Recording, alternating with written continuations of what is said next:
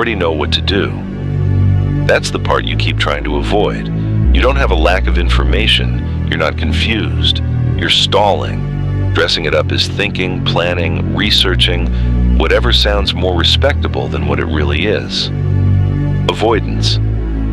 Because thinking feels safe. Action doesn't. Thinking lets you stay in control. You can sit there, run scenarios, imagine outcomes, convince yourself you're being smart. But nothing is actually at risk, because nothing is actually happening. The moment you act, that changes. Now there's a chance you fail. Now there's a chance you look stupid. Now there's a chance it doesn't go the way you pictured. So you stay in your head. And the longer you stay there, the heavier everything gets. Simple things start feeling complicated.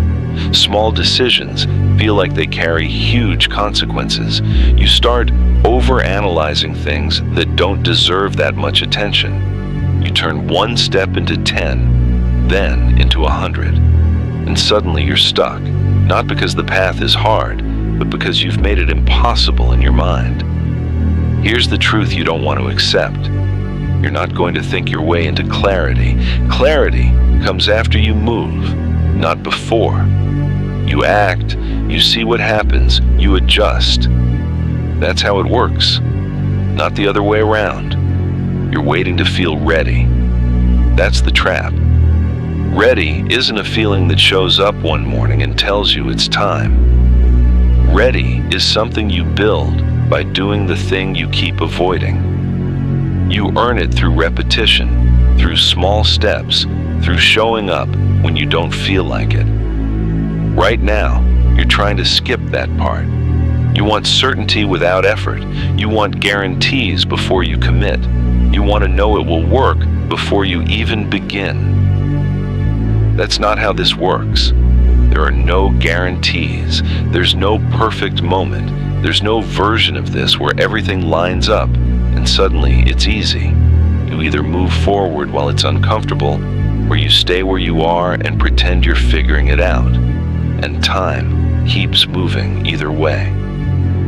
Think about how many times you've told yourself, "I'll start when I understand it better," or "I just need a little more time." Weeks pass, months pass, nothing changes, not because you couldn't start, but because you chose not to.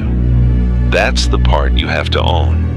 It's not your circumstances, it's not a lack of resources, it's not bad timing. It's the habit of hesitation, the habit of sitting in your head instead of stepping into reality. And habits don't break with more thinking, they break with different actions.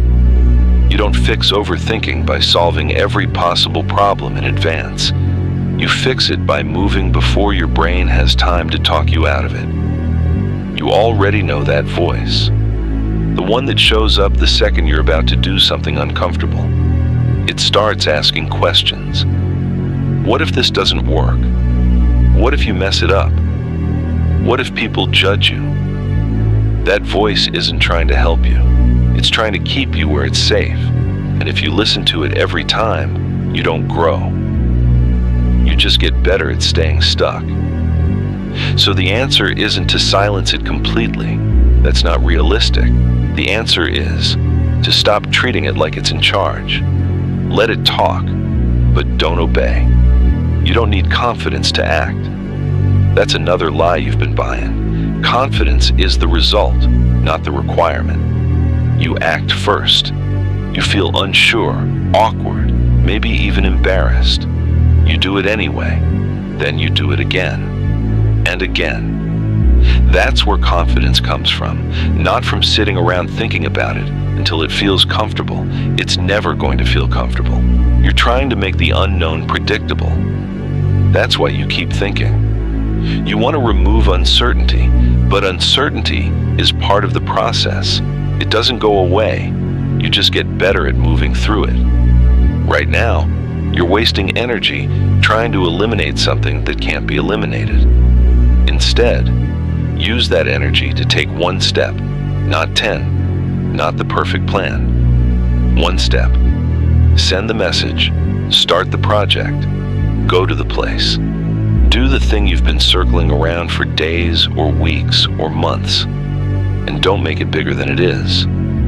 That's another trick your mind plays. It turns small actions into massive decisions. It makes you feel like everything has to be right from the start. It doesn't. Most of what you do in the beginning won't be great. That's normal. You're not supposed to get it right immediately. You're supposed to get it moving. Because once it's moving, you have something real to work with, something you can improve, something you can adjust. Right now, you have nothing, just ideas. And ideas don't change your life. Actions do. You can sit there and think about the best way to do something, or you can start doing it badly and get better over time. Those are your two options. Only one of them leads anywhere. And if you're honest, you already know which one you've been choosing. There's a cost to that. You feel it. That frustration, that low-level pressure in the back of your mind, that sense that you're capable of more, but not doing anything about it, that doesn't go away by thinking more. It gets louder. At some point, you have to decide if you're okay with that. With staying in the same place, having the same thoughts, making the same excuses. Because that's what overthinking turns into over time. It's not just hesitation, it's a pattern. A way of living where nothing really changes, but you always feel like you're on the edge of doing something. Almost starting, almost committing, almost moving forward. Almost doesn't count. You either do it or you don't. And the moment you stop negotiating with yourself, things get simpler. Not easier, but simpler. You stop asking, what if, and start asking, what's next? You stop waiting for the perfect moment and start using the one you have. You stop trying to control every outcome and start focusing on what you can actually do right now. That shift is everything. Because once you start acting, even in small ways, something changes. You build momentum. You prove to yourself that you can move, even when it's uncomfortable. You stop being the person who only thinks and start becoming the person who does. And that identity matters.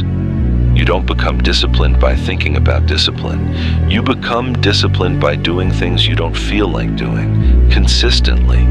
You don't become someone who takes action by planning to take action. You become that person by acting, especially when it's inconvenient. That's the part most people avoid. They want the result without the process, the identity without the behavior. It doesn't work like that.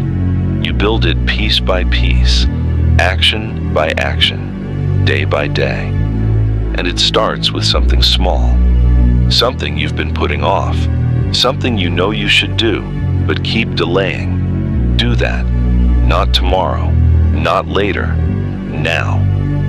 Because the longer you wait, the easier it gets to keep waiting, and the harder it gets to break that pattern. You don't need more time. You need a decision, a real one. Not the kind you make in your head and then ignore.